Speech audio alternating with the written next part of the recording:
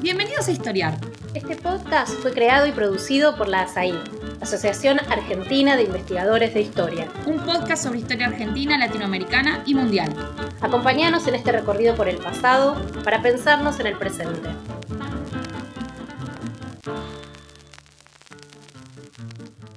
Bienvenidas, bienvenidos. Soy Lila Caimari y esto es Historiar, el podcast de la ASAI. Hoy vamos a hablar de un personaje de la mitología porteña, de ese personaje y de los mundos por los que transcurrió su vida. Vamos a hablar de Raúl Grijera, que es una figura mítica de la noche del Buenos Aires del 900, el famoso Negro Raúl.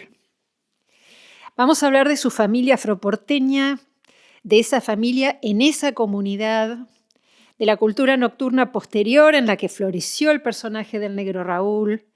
Vamos a hablar de su vínculo con ciertas élites, de su posterior caída en desgracia.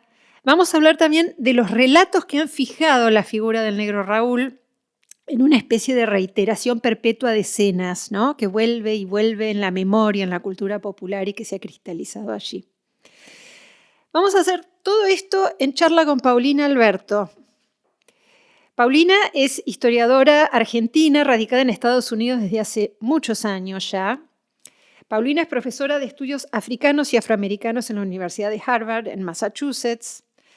Ella publicó hace 2 años un estudio monumental sobre la figura de Raúl Grijera. Y ese estudio acaba de ser traducido y publicado aquí por la editorial Prometeo. El libro se llama Leyenda Negra: Las múltiples vidas de Raúl Grijera o el poder de los relatos raciales en Argentina. Entonces, Paulina está de paso por Buenos Aires para presentar el libro y aprovechamos para invitarla a contarnos un poco del proyecto. Así que muchas gracias, Paulina, por hacerte este ratito en tu súper cargada agenda de paso por acá. Entonces, vamos a hablar de Raúl Grijera. Contanos primero cómo llegás a este tema, ¿no? ¿Por qué caminos te cruzás con esta figura y después cómo se va abriendo a partir de allí? Bueno, muchísimas gracias, Lila, por invitarme a estar acá y hablar un poco de esta investigación. Yo a Raúl Grijera lo conocí por primera vez en el 2010, cuando estaba en Buenos Aires empezando a pensar cómo podía encontrar fuentes para mi nuevo libro. Había terminado hacía poco un libro sobre Brasil, sobre intelectuales afro-brasileños en el siglo XX, y me había quedado con las ganas de escribir sobre Argentina y sobre el pasado afroporteño en particular, desde que había empezado el doctorado. Pero en esa época, en los 90, como que no había campo en esa área. Y dije, bueno, me voy por Brasil, que era un interés que tenía en aquella época. Y cuando terminé el libro sobre Brasil, empecé a pensar en volver a Buenos Aires y tratar de escribir algo sobre la historia afroargentina del siglo XX. Entonces, pasé por el AGN, el Archivo General de la Nación, sí, que en esa época estaba todavía en Alem, en aquel viejo edificio. Y les pregunté si tenían fuentes sobre el siglo XX. Me dijeron no, en general los documentos escritos que tenemos son principalmente del XIX para atrás, pero tenemos una sección de fotografía. Entonces dije, bueno, y en la sección de fotografía hay bastantes cosas sobre el siglo XX. Dije, bueno, empiezo por ahí. Entonces me fui al piso, a la sección de fotografía, que tenía un antiguo fichero hermoso en una madera oscura, con todos los cajoncitos, con las fichas, con todos los temas, digamos. Y busqué bajo la ficha que en ese entonces se llamaba Negros, estaba rotulada Negros. Y ahí me puse a ver qué imágenes tenían. Y la mayoría de las imágenes, que era algo que yo me esperaba, remitían a figuras o a personajes que habían vivido en el siglo XIX o en momentos anteriores, en la época de la colonia. Entonces no entraban dentro de mi búsqueda. Pero en un momento empecé a encontrar algunas fichas sobre un personaje llamado el Negro Raúl, y como no lo conocía y había varias, decidí pedir esos sobres, ¿no? Y cuando me llega el sobre, había unas 9 fotos que las saqué y las desplegué así ante mí, y vi por un lado una foto hermosa de estudio fotográfico en la que estaba él posando, ¿no? De cuerpo entero, así como con un look muy de dandy, ¿no? Muy bien vestido. Es la que está en la tapa del libro. Es la que está en la tapa del libro, que está él de frac, pero con un sombrerito rancho tirado medio para atrás de paja, y tiene como un bastón en la mano, posando así como con una mirada medio seductora hacia la cámara, un poco a la izquierda de la cámara. Y bueno, se notaba que era una figura de principios del siglo XX, y después venía una serie de fotos de él en circunstancias muy diferentes, ¿no? Unas que parecían ser de él ya mayor, tal vez años 30, 40, él deambulando por las calles, arropado, ¿no? Con un tapado viejo, medio vestido con harapos, a veces refugiándose en los portones de los edificios, otras veces con un policía detrás. Y después unas fotos más antiguas aún, no más antiguas, perdón, más nuevas, pero de él más grande, más anciano, que parecía estar acompañado de hombres con delantales blancos y estar en algún tipo de institución. Y bueno, quedaba absolutamente claro que este era un personaje del siglo XX, se veían autos detrás, ¿no? Y bueno, me intrigó muchísimo quién era este hombre. Era evidente que era famoso. Pero, ahora, claro. Porque uno dice, uno se cruza a veces con figuras, con personajes curiosos en el archivo, ¿no? Sí. Y a veces vale la pena seguirles la pista y a veces se agotan rápidamente, ¿no? Entonces, ¿qué es lo que te hizo pensar a vos que había una historia detrás de esta figura, que había cosas importantes para una historiadora como vos, digamos? Sí. Bueno, primero lo que me impactó fue la idea de que hubiera habido un hombre afrodescendiente tan famoso en el siglo XX en la Argentina que fuese objeto de tantas fotografías, ¿no? O sea, evidentemente era una persona famosa porque le sacaron fotos a lo largo de su vida, estaban archivadas acá, y por otro lado, en una de las fotos la di vuelta y me di cuenta que había como un pequeño recorte de diario. Y bueno, muchas de esas fotos vienen de las colecciones, de los diarios y las revistas, de los archivos editoriales, y estaban escritas atrás, tenían algunos apuntes. Este era se notaba que era del archivo de Noticias Gráficas, y habían recortado como un pequeño párrafo que decía algo así como Raúl Grijera, más oscuro que el cobre, más reluciente que el bronce, algo así. Una cosa medio poética, hablando de que él había sido una persona famosa y que en este momento de su vida estaba casi olvidado, pero que los reporters lo habían encontrado en esta institución que yo no sabía cuál era. Entonces dije, bueno, evidentemente era un hombre famoso y estas fotos lo están redescubriendo y presentándoselo al público. Pero hasta ahí llegaba, no decía nada más. Entonces dije, bueno, tengo que ponerme a investigar a ver quién es. Historias además que hablaban de una caída, ¿no es cierto? De un ascenso y de una caída. Sí. ¿Verdad? Eso es lo que fui descubriendo. Eso me lo decía muy poco el párrafo que estaba atrás. Te dabas cuenta que había sido una persona muy famosa, deslumbrantemente famosa, y que después había como menguado su fama o había desaparecido. Pero cuando me puse a investigar, básicamente por internet, a ver qué encontraba sobre este hombre, empecé a encontrar como pequeños relatos por todas partes.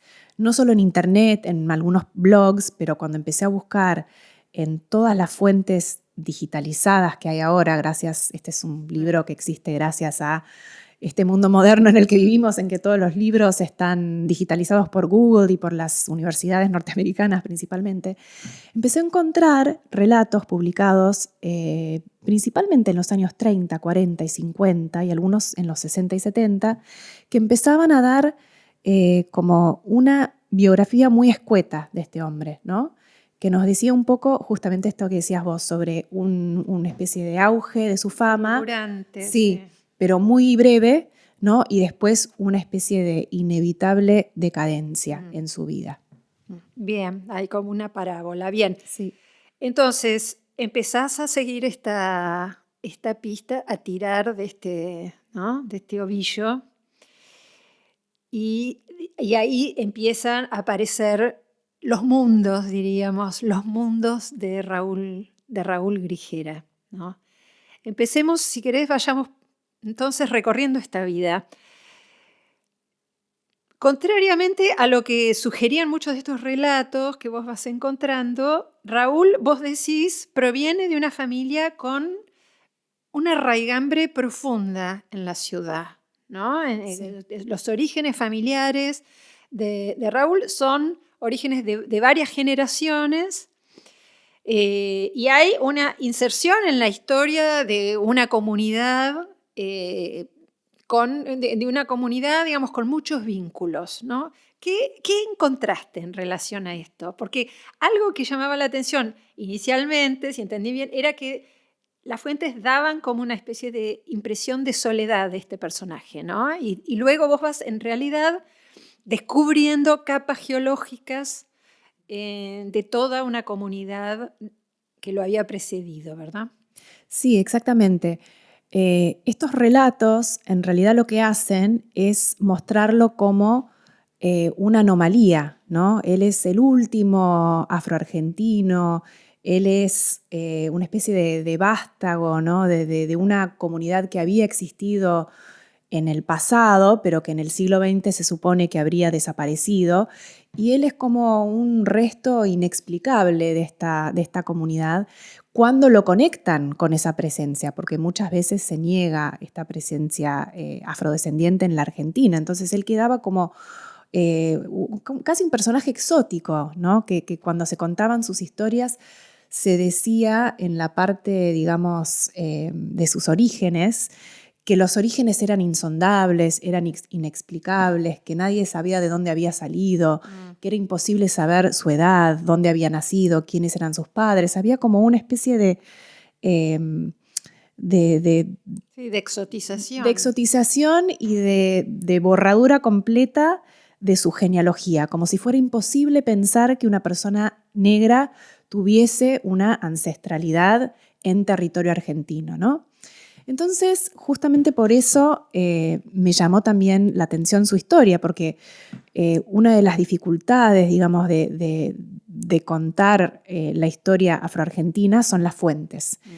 Y Raúl Grijera, yo tuve la gran suerte de que no solo él había sido famoso y había muchas fuentes sobre él, sino que también cuando pasé del piso en el que está el archivo fotográfico en el Archivo General de la Nación, al piso donde están los documentos escritos, creo que era pasar del tercero al cuarto en aquella época, me puse a buscar por su apellido, que por suerte no es ni Pérez, ni García, claro, ni Rodríguez, sino que es Grijera, que es un apellido bastante raro.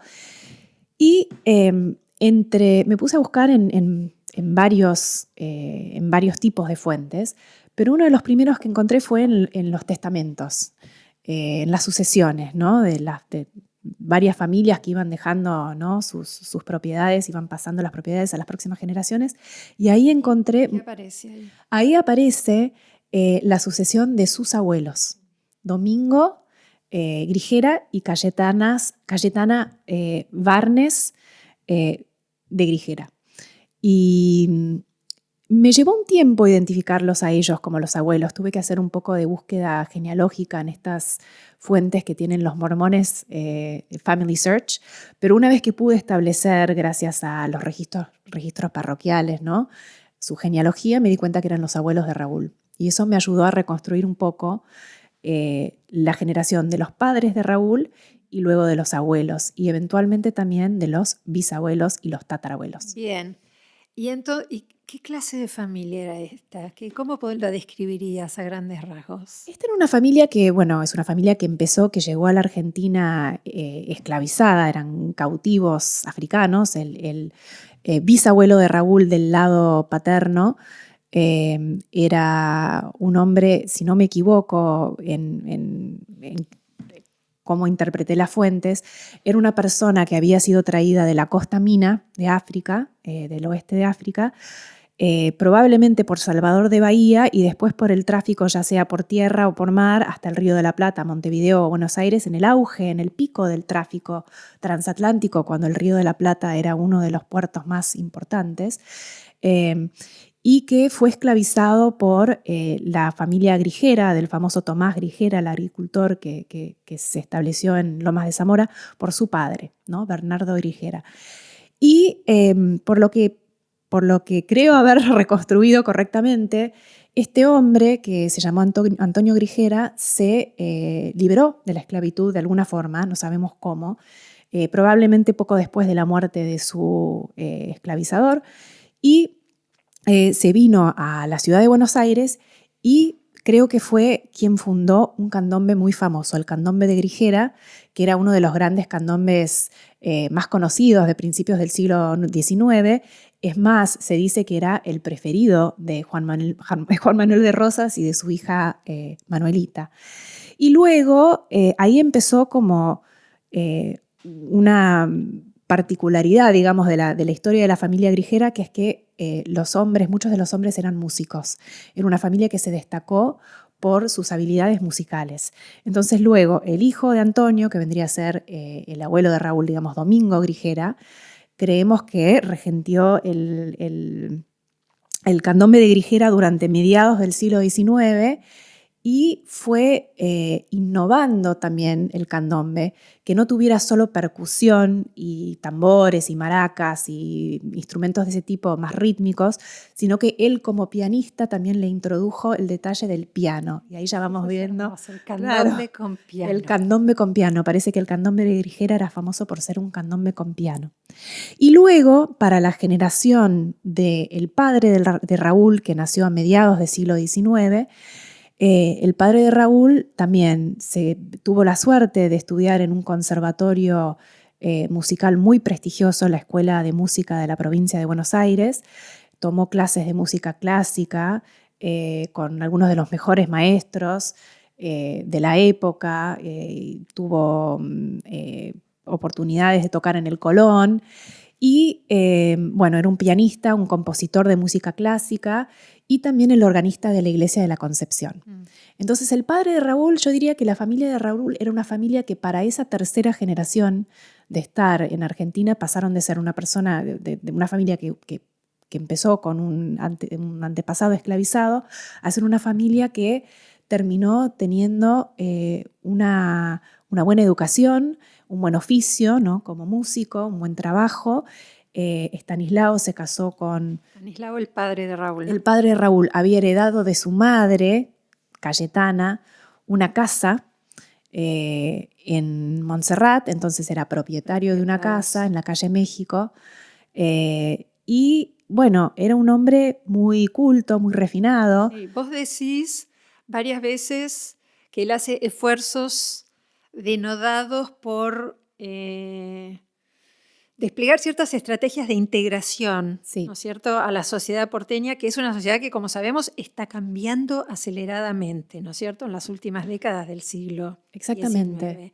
¿A qué te referís con eso? Y que en esas estrategias hay una mezcla de orgullo y a la vez ciertos elementos que llevan a una invisibilización sí. De su condición. Yo diría que la generación del padre de Raúl, que es una generación que nace más o menos a mediados del siglo XIX, creo que el padre es del 46, 48, por ahí, nacen antes de la abolición de la esclavitud. O sea, ellos nacen libres, pero nacen en una sociedad que tiene personas esclavizadas. Y para cuando ya llegan a ser adultos, ¿no? que están estudiando ya en las escuelas públicas y demás, viven en una sociedad donde la promesa del liberalismo parece abrirles muchas puertas, ¿no? Es una sociedad donde existe una ciudadanía universal, gracias a la Constitución del 53 y luego del 60, cuando fue aprobada en Buenos Aires, donde no hay distinciones ya de castas, ni de razas, ni de religiones, ¿no? Ni la ciudadanía es universal masculina, por supuesto, pero estos son hombres nacidos en territorio argentino, pueden votar, saben escribir y leer, ¿no? Y entonces yo creo que él crece en un momento en que la promesa del liberalismo parece realmente abrirse y permitir pensar que la argentinidad es un recurso que le pertenece a todos, ¿no? Más allá de las marcaciones, sin marcaciones raciales. Y yo creo que esa generación trata de aprovechar la educación, la participación cívica, los comportamientos, digamos, entre comillas, cultos, ¿no?, de la sociedad dominante, desplegar sus habilidades en la música también culta, en la religión. Hay una prensa muy rica. Hay una también, prensa ¿no? muy rica afroporteña en esta época, en los años 70 y 80, de esa primera generación que se benefició de la escolarización, ¿no?, de gente que por ahí sus padres eran esclavizados, pero ellos mismos ya estaban escribiendo y participando, pero con muchísimo fervor en la vida política del país, en diferentes partidos políticos, movilizaban el voto para diferentes partidos, los afrodescendientes, estaban muy, muy involucrados en la vida política, o sea, ellos no se veían como un otro en la sociedad. Sí. Sufrían discriminación en muchos casos, pero creían que las garantías de igualdad que existían en la Constitución, si ellos las seguían invocando, harían con que eventualmente esas distinciones del trato desaparecieran. Ellos lo veían como restos, digamos, de una sociedad colonial que todavía no se había reacomodado. Entonces ellos abrazaron esas promesas. Cuando decís ellos, te referís, por supuesto, a la comunidad afrodescendiente, afroporteña, ¿no es cierto?, de estos años, Sí. los años 70, 80, ¿no es Sí. cierto?, las últimas décadas del siglo XIX. Sabemos que es difícil tener una idea de proporción en relación a de qué estamos hablando, de qué escala, ¿no?, de grupo estamos hablando, porque hay dificultades para contarlos por los censos, ¿no? ¿Qué podés decir sobre eso? Sobre esta presencia y esta idea que vos adelantás en el libro de esta combinación paradójica de invisibilidad y de hipervisibilidad. Sí, es un momento muy difícil para escribir de cierta forma la historia afroargentina del siglo XIX, porque sabemos, gracias a los censos de la época colonial, que sí medían esta variable de color, ¿no? Hablaban de personas de color, ¿no?, en Buenos Aires, que para, por ejemplo, alrededor de 1810, o sea, antes de la independencia, la población afrodescendiente de Buenos Aires, o sea, entre personas consideradas negras y pardas o mulatas, llegaba a cerca del 30% de Buenos Aires. Y en partes del interior superaba el 50%, o sea, especialmente hacia el noroeste. O sea que, porque Buenos Aires, como dije antes, fue uno de los puertos de entrada más importantes de la trata de esclavos, de personas esclavizadas desde África, principalmente en ese momento, a fines del siglo XVIII, cuando Buenos Aires se convirtió en la capital del Virreinato del Río de la Plata. Son personas que eran llevadas desde Buenos Aires hasta Alto Perú, para toda la zona de interior de Tucumán, ¿no?, los cañaverales, etc. Y luego también para el servicio doméstico aquí en Buenos Aires y para el trabajo en las estancias también. Así que bueno, es una ciudad que tenía muchísimas personas esclavizadas y libres, ¿no?, de origen africano. Pero ¿qué pasa? A lo largo del siglo XIX, justamente con los cambios políticos que se dan en la Argentina, con la independencia, con el régimen, bueno, los regímenes liberales, diferentes formas de liberalismo que va habiendo a lo largo del siglo XIX, se deja de contar esa variable racial en los censos. Entonces, el primer censo nacional que se hace en 1869 no incluye la variable racial. Lo único que se cuenta son personas extranjeras. Entonces, hay unos pocos africanos extranjeros, pero son un número muy reducido, por supuesto, con relación a los demás extranjeros que hay en Argentina, que cada vez son más europeos, ¿no? Y lo mismo para 1895, el censo de 1895 tampoco busca contar. Lo que sí tenemos es que si bien la variable racial desaparece de los censos y va desapareciendo lentamente también de otras fuentes, como por ejemplo los registros parroquiales, ¿no?, los bautismos, los casamientos, las defunciones, sin embargo hay algunas fuentes que sí siguen contando el color. Entonces, por suerte tenemos el censo de la Municipalidad de Buenos Aires, de la Ciudad de Buenos Aires, en 1887. ¿Y qué nos dice? Y nos dice que hay un número muy pequeño de personas, entre comillas, de color, que son, ahora no me acuerdo el número exacto, pero vendrían a ser el 1,8% de la población. Lo que pasa... Es decir, que se declaran como tales en el censo. que se, 1887. que se declaran, en realidad no sé si no era tanto por autodeclaración, sino por lo que le parecía exactamente. La persona que los censaba miraba. Ahora, ese censo es muy interesante porque hay 2 versiones del censo que fueron impresas. Son idénticas, son imposibles de distinguir mirando la tapa, la contratapa, ¿no? Toda la información, digamos, de la publicación es idéntica. Pero hay un párrafo en una versión y hay otro párrafo, hay un párrafo que está incluido en una versión y que se omite en otra versión, y en el que el autor del censo, Francisco Lazzina, dice: la población de color es muy difícil de contar, porque la verdad es que no sabemos exactamente cómo contar a muchas personas que, o sea, estamos contando dentro de la población blanca muchísimas personas que tienen ascendencia de color, ya sea indígena o blanca. Entonces, los pocos que estamos contando como de color, fehacientemente de color, son personas que son tan visiblemente como de origen africano que no se pueden, digamos, sustraer de esa categoría. Pero estamos censando, yo esto estoy parafraseando, ¿no? Sí. Obviamente, pero dice, estamos censando como personas blancas a tantas personas que claramente tienen orígenes indígenas o afrodescendientes, que pierde el sentido la categoría. Se ha perdido ese rastro. Entonces, por un lado, lo que está sucediendo es que cada vez hay menos personas por ahí que tengan, digamos, desde una perspectiva, ¿no? de la visualidad, las características que se asociaban con la ascendencia africana pura. Pero sí había muchísima gente que estaba mestizada, ¿no? Claro. Que con muchas generaciones de mezcla, que estaban siendo cada vez más clasificados en la visualidad porteña que iba cambiando como blancas. Que en otros países, como en Brasil o en Cuba o en México, habrían sido declarados o mestizos o mulatos, pero que en Argentina pasaban a ser blancos. Eso por un lado. Por otro lado, lo que va, digamos, socavando esos números de la población de color es que el porcentaje es menor, es el 1,8. Los números, digamos, absolutos no son tan diferentes de los números que veíamos para 1810. Se mantienen más o menos estables. Lo que pasa es que es una sociedad que está creciendo. Una sociedad que está creciendo enormemente, entonces en términos relativos. Exactamente, relativos a los inmigrantes. La ola de inmigración europea. Exactamente. Cambia ese marco. Bueno, vamos a hacer una pequeñísima pausa. Entonces, una vez que tenemos este escenario, y vamos a retomar entonces la historia de Raúl Grijera, su ascenso y su caída. Este es el podcast de ASAIG, la Asociación Argentina de Investigadores en Historia. Te invitamos a asociarte y a seguirnos en las redes, en Twitter, en Facebook e Instagram.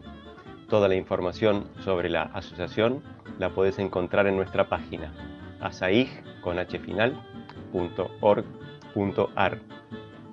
Te esperamos todos los sábados con un nuevo episodio de Historiar, sobre los grandes temas de nuestro pasado, abordados por especialistas e historiadores profesionales de manera cordial pero rigurosa. Seguimos con nuestro episodio de hoy. Bueno, seguimos entonces charlando sobre la historia de Raúl Grijera con Paulina Alberto. Entonces, habíamos dicho que vos encontrás esta combinación aparentemente paradójica de hipervisibilidad e invisibilización de esta comunidad y que esto a vos te genera preguntas en relación al lugar de estos grupos en la sociedad argentina contemporánea.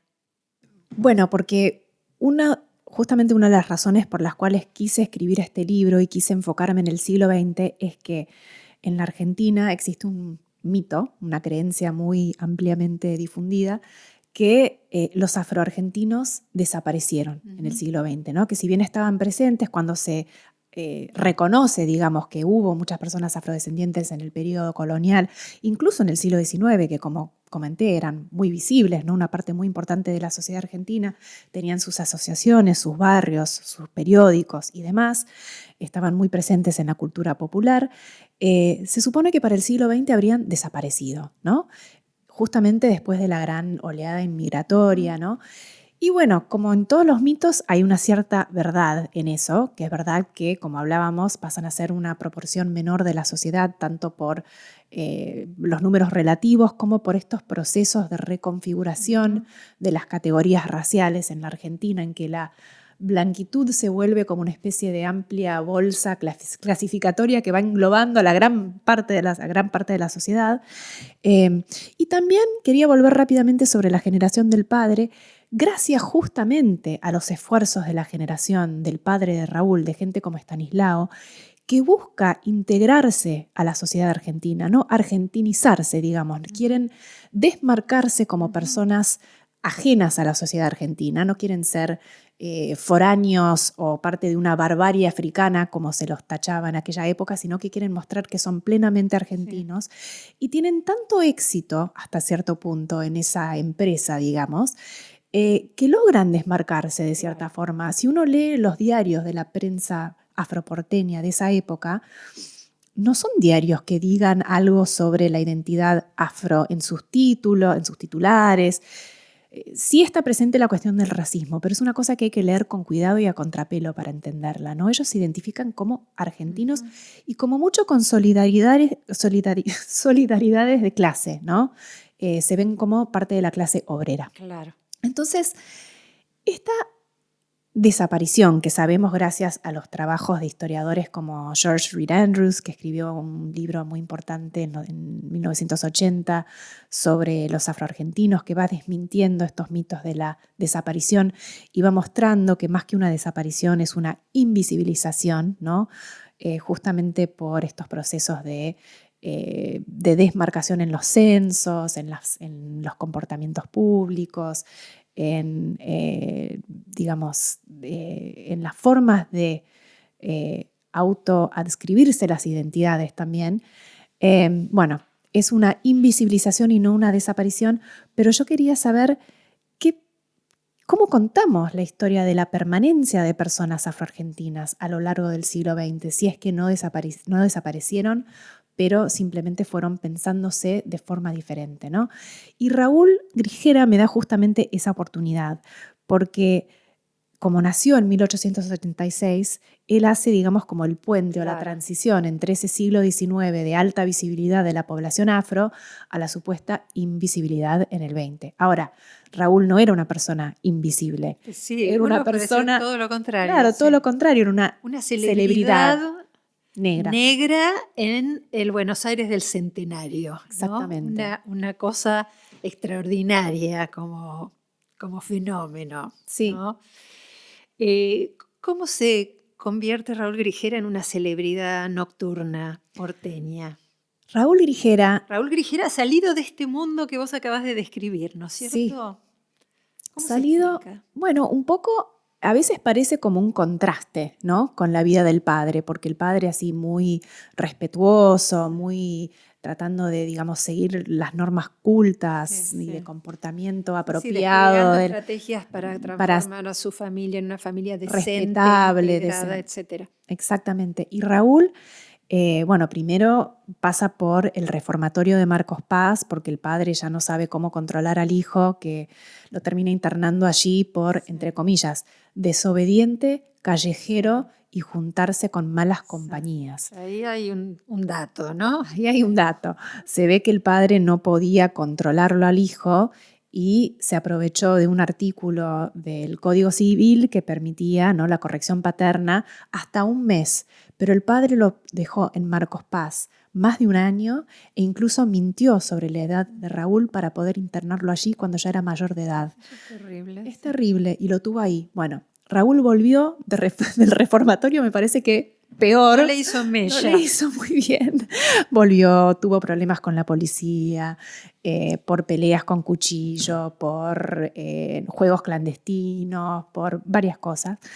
Pero en 1915, primero en 1912 lo encontramos, es el primer... la primera nota publicada que yo encontré sobre Raúl Grijera como un personaje famoso es una nota de Fray Mocho de 1912. De la revista Fray Mocho. Sí, de la revista Fray Mocho, que se llama Un raro bicho nocturno. y que presenta a este personaje que supuestamente ya sería muy conocido, ¿no?, de la bohemia porteña, y lo presenta como el murciélago, ¿no?, una criatura de la noche. Esto es en 1912 y Raúl aparece como un vivo, un vividor, un tipo que vive de arriba, pero vive a expensas de los demás, pero que se lleva, digamos, la mejor parte de la relación con estos muchachones, ¿no?, la muchachada que lo acompaña por la noche porteña.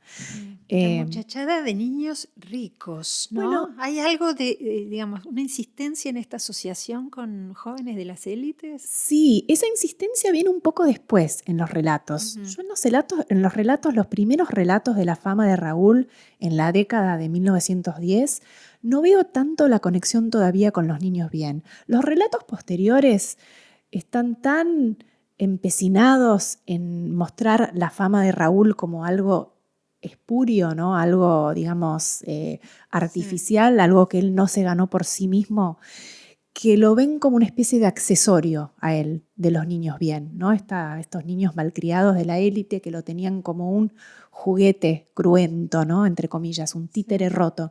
Pero la historia que yo descubro de su ascenso a la fama es mucho más una historia autogestionada de Raúl. Es como que él primero como se proyecta como un personaje interesante de la noche bohemia, y yo no entendía bien por mucho tiempo por qué era famoso, qué es lo que había hecho para ser famoso. Bueno, un poco era un personaje exótico en una Buenos Aires que se estaba declarando la París de la América Latina, la ciudad más blanca de América Latina, pero como en París había una fascinación por la negritud, me parece aquí, en ciertos círculos contraculturales, ¿no?, especialmente en el mundo del criollismo. Y es ahí que Raúl fue fotografiado para esa nota de Fray Mocho en el Teatro El Nacional, en plena calle Corrientes, que era la catedral del género chico, ¿no?, de este género de sainetes y de varietés y de obras de teatro populares que se hacían en aquella época, y que me parece que no es casualidad que Raúl se haya vuelto como un personaje de la noche y de la bohemia porteña justamente en este mundo de la bohemia, del criollismo, ¿no?, de estas como visiones alternativas de lo que era la modernidad porteña.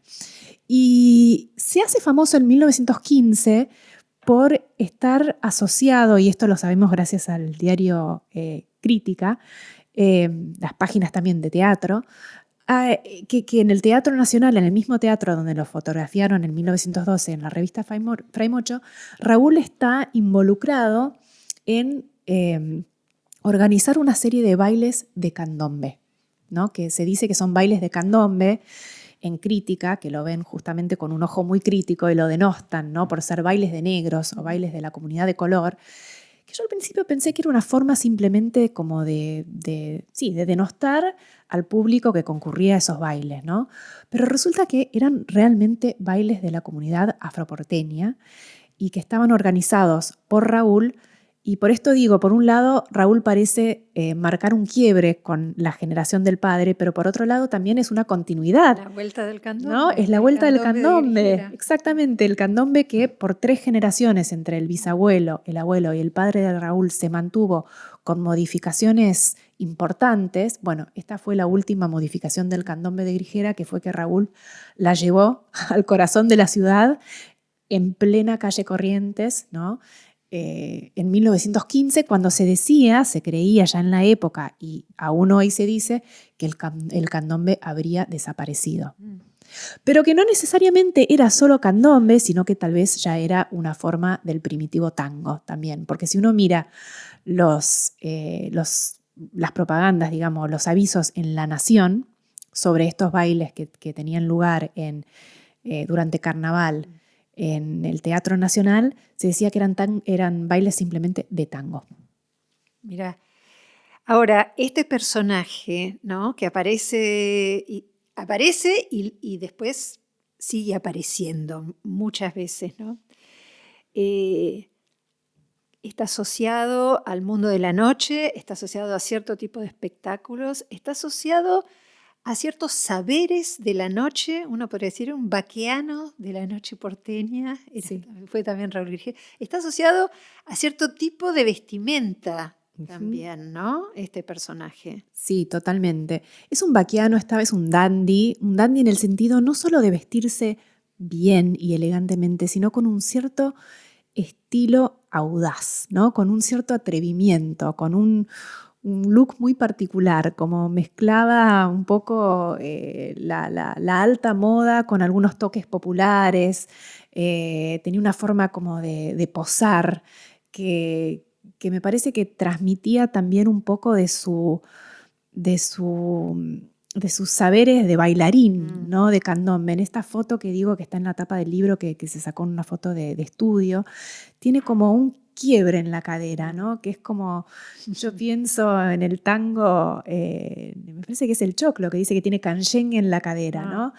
Y un poco me parece que, y tiene como los pies en una primera posición también de bailarín. Entonces, se escriben tangos sobre él. Se escriben tangos sobre él en la tapa de los tangos, en las ilustraciones de algunos de estos tangos que también son de 1912. Aparece esa misma imagen de Raúl con esa misma pose, digamos, corporal, ¿no? Se ve que él tenía un cierto gesto, una cierta forma de proyectarse, que al principio, cuando le sacaban fotos, obviamente posaba como él quería, y cuando los ilustradores, ¿no? en los medios, en las tapas, en las portadas de los tangos, lo dibujaban también según los patrones que él proyectaba. O sea, en un momento en que en realidad las caricaturas racistas abundaban, por ejemplo, en Caras y Caretas, y sin embargo a Raúl le respetaban la forma en que él se proyectaba, su imagen. Entonces estaba siempre muy bien vestido, y yo creo que él era conocido también por ser un bailarín de tango y de candombe en un momento en que los hombres afro eran también muy valorados por sus destrezas en este baile, este nuevo baile que se estaba gestando, digamos, en la sociedad porteña, antes de que el tango se volviera una cosa ya más europeizada y blanqueada, ¿no? Claro. A partir de 1916. Bueno, entonces lo tenemos acá, Raúl, en el centro de la escena de la noche porteña, que es un tema, yo creo, extraordinario, ese escenario, ¿no? La noche porteña, sobre el que tendríamos que explorar más. Yo creo, a mí me interesa muchísimo. Y vos decís, en los años 20 y después, sobre todo en los años 30, empiezan a circular historias que pronostican la caída, ¿no? Como una cosa ominosa. Entonces, ¿por qué? Digamos, ¿cómo se consume este declive de esa fama, ¿no? ¿Por qué caminos? ¿A través de qué temas, ¿no? Y vos, ¿qué explicación te parece que hay a esta deriva terrible, ¿no? de la figura de Raúl Grijera? Bueno, una de las cosas que encontré en los relatos posteriores, estos relatos de los cuales yo hablo, la mayoría de los relatos que encontré son posteriores a 1916 y principalmente 1930, ¿no? Y son relatos que van todos más o menos en sintonía, son básicamente copias uno del otro. Y básicamente dicen esto, bueno, como decía antes, Raúl no se sabe de dónde salió, no se sabe por qué fue tan famoso, más allá de ser una especie de bufón de los niños bien, ¿no? Aquí retomando la idea de los bufones afro de Rosas, ¿no? Que tampoco habrían logrado una fama por sí solos, sino simplemente por hacer como de accesorios, ¿no? A las crueldades de Juan Manuel de Rosas. Y después la parte más importante de estos relatos es como la inevitable y merecida caída de Raúl, que duró muy poco su fama, que se extinguió como un fuego artificial y que él empezó una larga decadencia hacia la pobreza, la situación de calle y finalmente que terminó en una institución mental, ¿no? Y bueno, que estaba destinado básicamente a ser olvidado. Y yo decía, qué raro, bueno, habrá sido así. Y cuando me puse a investigar esta parte anterior de su vida, esta época principalmente de su fama, de 1910, me di cuenta de que, claro, estos relatos nunca habían contado bien el ascenso a la fama, porque se habían empecinado tanto en contar su caída. Pero bueno, realmente en algún momento la fama de Raúl empieza a tornarse, a declinar y a tornarse, se vuelve un personaje infame, ¿no? Y es objeto de historias difamatorias también. Y lo que empiezo a ver es que, bueno, hay dos cosas. Por un lado, la narrativa, digamos, de la celebridad de por sí es una narrativa traicionera, ¿no? Es una narrativa de ascenso y caída. Ascenso y caída, o sea, desde Jesucristo hasta cualquier celebridad del cine, de la cultura popular. Siempre va a haber una caída, siempre el público va a buscar la caída, ¿no? Pero me parece poco histórico, como historiadora uno siempre busca las particularidades del caso, ¿no? No simplemente explicar las cosas con elementos transhistóricos como, estructurales como la narrativa de la celebridad, que no es muy interesante. En el caso de Raúl tuvo que ver con una coyuntura política, cultural y racial muy particular, que es que en estas primeras décadas del siglo XX, por un lado tenemos estas grandes transformaciones de la sociedad argentina, la llegada de los inmigrantes a fines del siglo XIX, que al principio fue como una gran causa de optimismo y después se empezó a volver una gran causa de pesimismo y preocupación por parte de las autoridades. O sea, por un lado, una celebración de la Argentina blanca que finalmente logró ser la París de América Latina, ¿no? Una ciudad que José Ingenieros en 1914, hablando del nuevo censo, declaró ser una nueva raza blanca argentina. Es un momento donde se empezaron a endurecer realmente los odios raciales, ¿no? Las ideologías antinegras. Por un lado, Raúl, así todo, logró ser celebridad como por un breve momento, gracias a este mundo, ¿no? de la bohemia, de la noche. Pero a la misma vez, para 1916 empieza a haber, para mí ese es un partidor de aguas, ¿no? Con la elección de Hipólito Yrigoyen, que marcó, digamos, la llegada de una nueva política, digamos, de masas, ¿no? a la Argentina, la primera elección con el sufragio efectivo universal, en que las clases medias logran, digamos, poner a un candidato que por primera vez no es de la élite terrateniente, de la oligarquía. Y con estos cambios empiezan también a cambiar los sentidos de la negritud en la sociedad argentina. Uh-huh. Las personas de la élite que son anti-radical, anti-irigoyenista, ¿no? anti-la chusma, empiezan a desplegar esta idea de la negritud, que en el siglo XIX se refería exclusivamente a las personas de ascendencia africana y que había sido usada para denostar, ¿no? a las supuestas hordas bárbaras, ¿no? que seguían a Rosas, a los africanos de Rosas, empiezan a usar ese mismo concepto de negritud, también el concepto relacionado y racializado de indiada, ¿no? de malones, de candombes, todos estos conceptos racializados del siglo XIX que se refieren a poblaciones que supuestamente para el siglo XX ya no existían como tales, ni los pueblos originarios ni los afrodescendientes, empiezan a ser usadas para denostar a los sectores populares en general, ya sean hijos o inmigrantes, o sea, inmigrantes europeos o hijos de inmigrantes o criollos, o sea, cual fuere su origen, ¿no? étnico, racial, pero que eran de las clases, digamos, populares o incluso clases medias también, ¿no? que votaron a Irigoyen, al radicalismo. Y también empieza a adquirir este nuevo sentido también de barbarie política, ¿no? que había tenido también en el siglo XIX. Y entonces Raúl en esta coyuntura pasa a ser como una especie de bisagra entre dos sentidos de la negritud.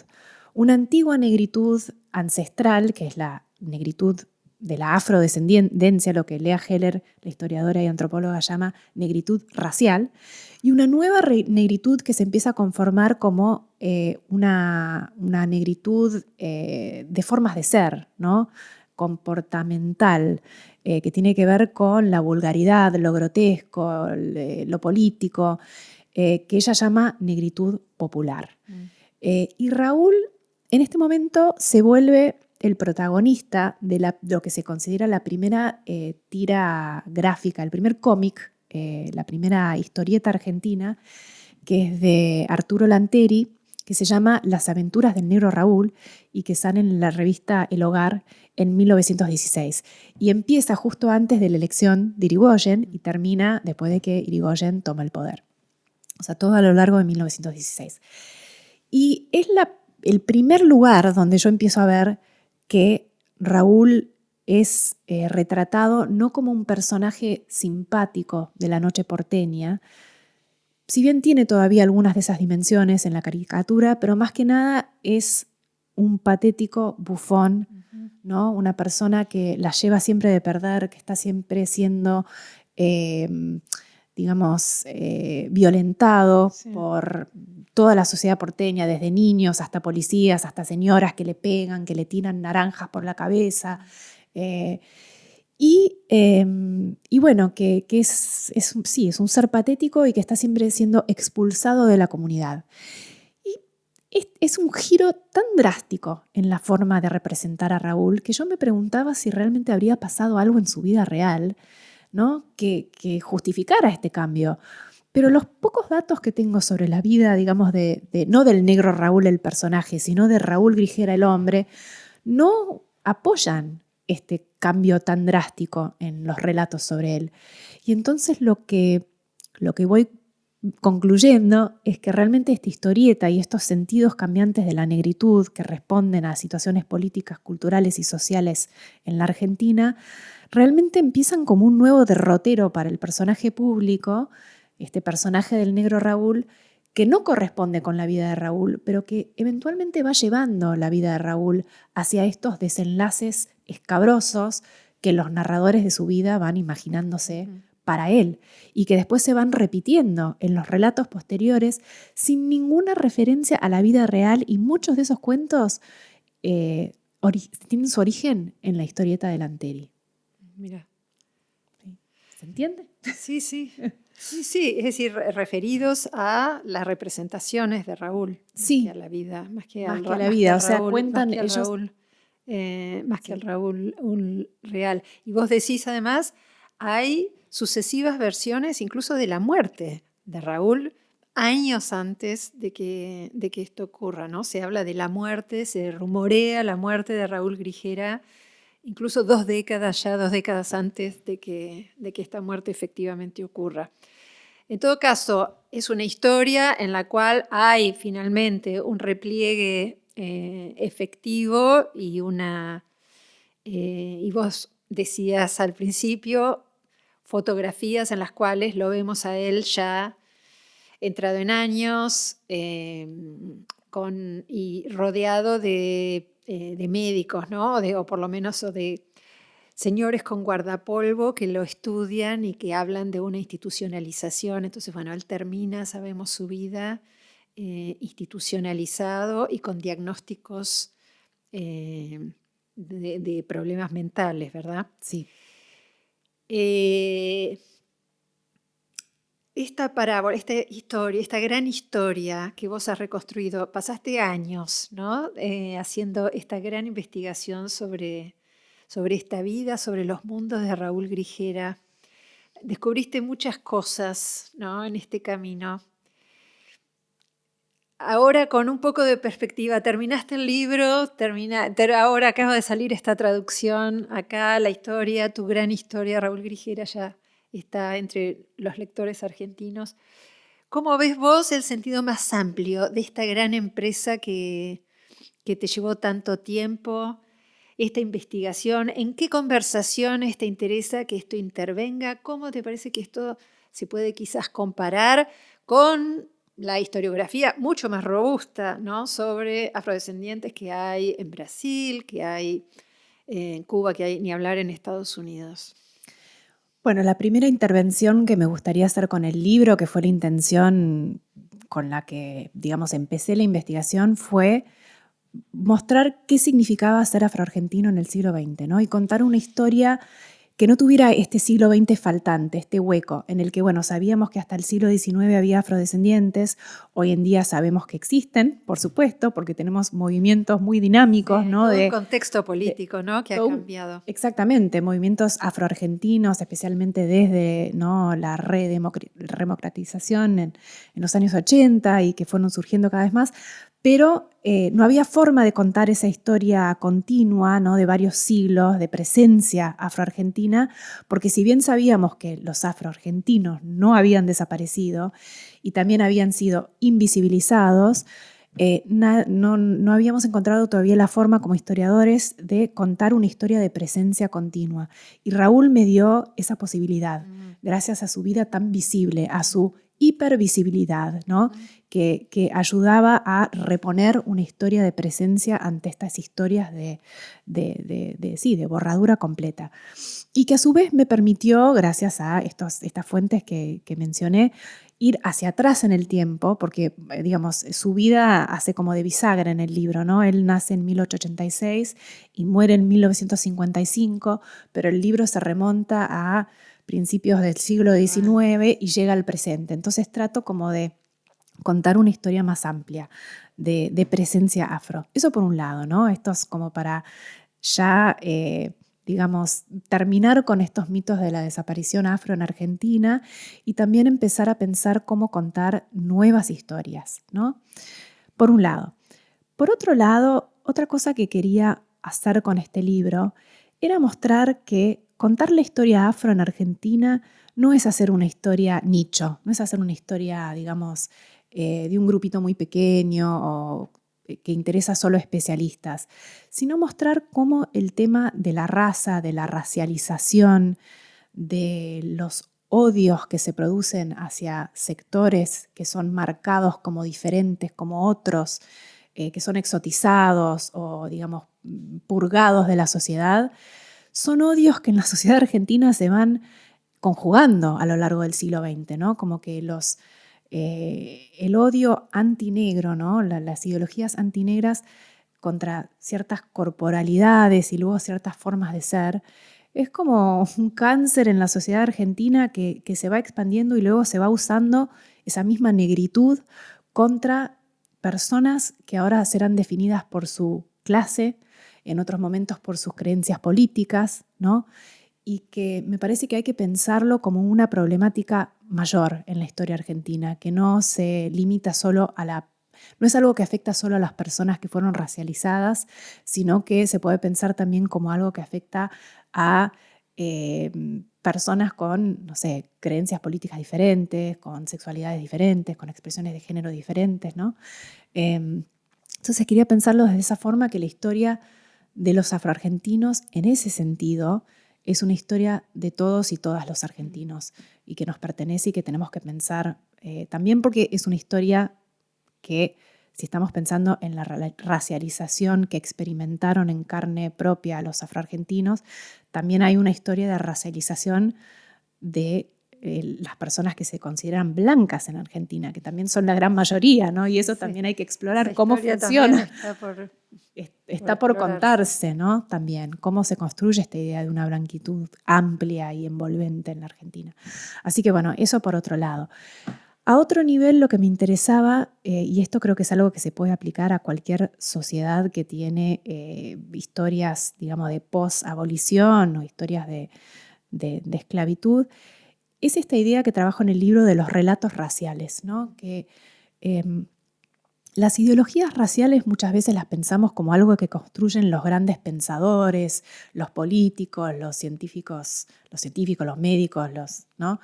Los cientistas sociales, pero que en realidad muchas veces, bueno, tienen su impacto a nivel de legislación, ¿no? Pero que el impacto que realmente tienen, el mayor impacto, viene a raíz de otro tipo de producción, que no son, digamos, los grandes discursos y los científicos, sino en el día a día, en lo cotidiano, los chistes que contamos, los cuentos que contamos, los chismes, las historias con personajes reales o con personajes que son tipos, ¿no? Tipos populares, y que estos relatos que funcionan como a nivel capilar de la sociedad, estos microrelatos, son realmente lo que hacen el trabajo de darle carnadura a estas ideologías raciales, ¿no? Y hacer que tengan una vida, o sea, que pisen muy fuerte digamos, en el sentido popular. Y por eso me pareció interesante seguir estos relatos sobre Raúl, porque lo que fui descubriendo es que los cuentos sobre el personaje del negro Raúl realmente seguían a la perfección la gran narrativa, ¿no?, del triunfo de la blanquitud argentina. Entonces, bueno, pensar un poco esa relación y de forma más, digamos, existencial, me parece, pensar que los cuentos que contamos, las historias, los relatos que contamos, construyen el mundo en el que vivimos. Entonces tenemos que tener mucho cuidado con lo que contamos, ¿no? Que puede ser avasallador, como en el caso de Raúl y de la comunidad afro, o también puede ser una cosa muy positiva si empezamos a contar nuevas historias. Muy bien. Muchísimas gracias, Paulina. Dejamos acá. Y gracias por acercarte a contarnos esta historia y hacernos pensar sobre estas grandes cuestiones. Y gracias a ustedes por estar ahí. Volvemos a encontrarnos entonces en una semana con un nuevo episodio de Historiar. Hasta la próxima.